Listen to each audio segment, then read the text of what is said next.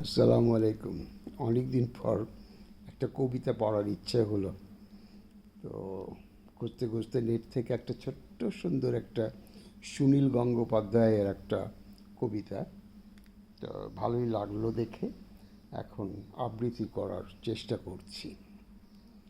তো কোন কবিতাটির নাম নেই। অনেক দিন থেকেই আমার একটা পাহাড় কেনার শখ, কিন্তু পাহাড় কে বিক্রি করে তা জানি না।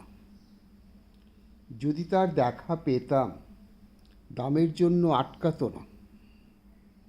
আমার নিজস্ব একটা নদী আছে, সেটা দিয়ে দিতাম পাহাড়টার বদলে।